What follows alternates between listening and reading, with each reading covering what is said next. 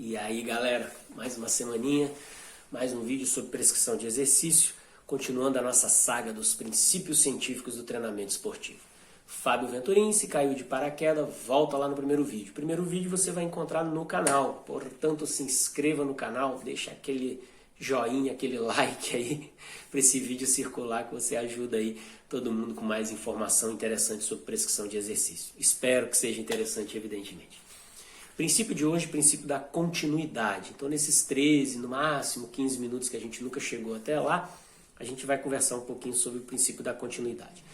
Os princípios, para quem não se lembra, tomara que vocês se lembram, eles fazem toda a organização lógica da prescrição de exercício. É muito complicado você pensar uma organização de prescrição desconsiderando algum desses princípios. Então, quer queira você ou não, eles sempre estarão embutidos na prescrição de exercício. Beleza?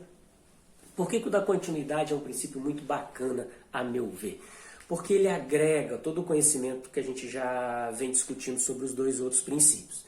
Como o próprio nome está dizendo, e talvez aí seja um equívoco de quem às vezes é muito superficial na análise, o princípio da continuidade vai dizer que todo treinamento precisa ser contínuo. Olha, parece óbvio isso, né? Quando a gente imagina que se eu deixo de treinar em algum momento, eu paro de ter resultado. Beleza, isso gera inclusive outro princípio, né? A gente tem o princípio da reversibilidade que a gente fala em outro momento. A questão é que não é só continuar, né? Quantas pessoas vocês não conhecem que continuam o treinamento, tem 10 anos que fazem treinamento, parece que está sempre do mesmo jeito, do mesmo modo, e não muda, não desenvolve, não melhora em nada. Porque o detalhe do princípio da continuidade é que não basta só continuar. Mas você precisa continuar fazendo as amarras necessárias com relação ao desenvolvimento que você almeja. Então, o desenvolvimento que você quer nada mais é do que as adaptações que você planejou para o sujeito que tem recebido os estímulos que você sugere. Então, você escolheu a modalidade, pensou toda a carga, e essa carga está sendo aplicada, e obviamente, se ela for adequada, a ponto de quebrar a homeostase, né, quebrar aquele estado inicial de treinamento, propondo uma nova adaptação, como diz o princípio da adaptação, né, de mesmo nome, tá dando tudo certo. A questão é que eu preciso continuar com isso. Ou seja, eu faço a adaptação e preciso dar continuidade. Como dar essa continuidade? Fazendo com que a carga futura seja suficientemente adequada para criar novas adaptações. Como é que eu consigo isso?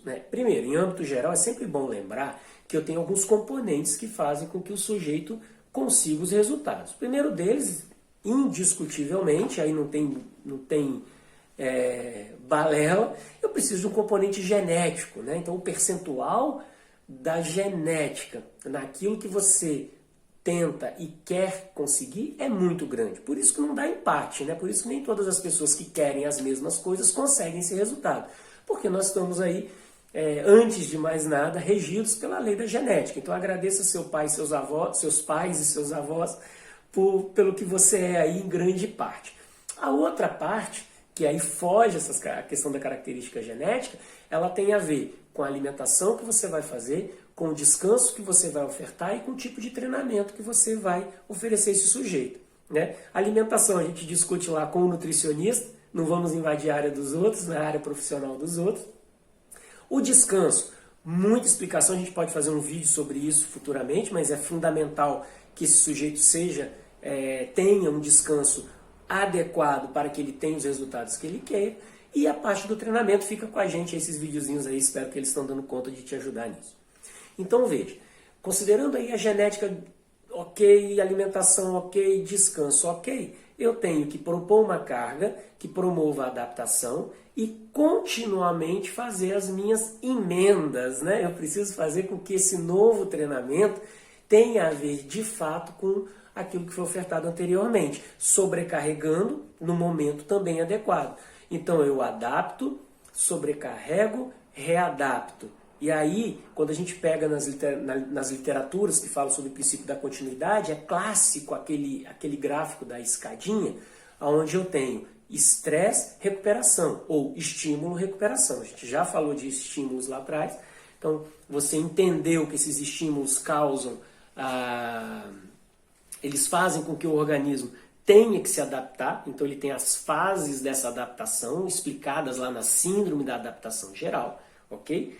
E o princípio da continuidade vai dizendo, ok, deu tudo certo, é isso aí, só que você precisa continuamente ofertar novas cargas. Basicamente é isso, ok? Então o princípio da continuidade ele vai fazer toda a lógica do ordenamento dessa aplicação de cargas com base também no teu descanso. Então estímulo, descanso, e aí a gente vai ter o resultado que a gente tá almejando. Legal? Muito interessante, e aí cabe uma crítica ao sujeito que fala assim, muito fácil, né? Para passar na prova é muito fácil, aprendi o que é o princípio da continuidade, respondo isso aí, essa história da carga, etc, vai dar tudo certo, beleza. Por que na prática às vezes não dá? Né? Porque de fato as pessoas leem, podem até responder uma questão sobre o princípio da continuidade, mas parece que não estão interiorizando esse conhecimento e fazendo com que haja essa passagem dessa teoria para a prática. Quer ver um exemplo? É muito comum as discussões que a gente vê em sala de aula, nas academias, nos BOPs, né, no cotidiano, vídeos no YouTube. Esses dias tinha um vídeo com zilhões de visualizações e o sujeito discutindo se pode ou não fazer aeróbico todo dia, se pode ou não fazer treinamento de força todo dia, qual que seria o ideal.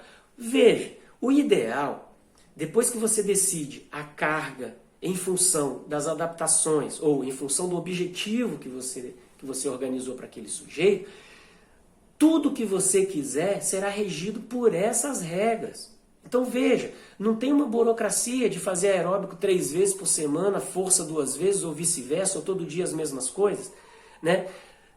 Toda a organização vai depender da quantidade de estímulo que você der. Então, por exemplo, se eu dou uma carga aeróbica hoje, aonde eu tenho aí de 6 a 8, 12 horas de descanso para esse tamanho de carga, a partir das 8, 12 horas eu posso replicar essa carga.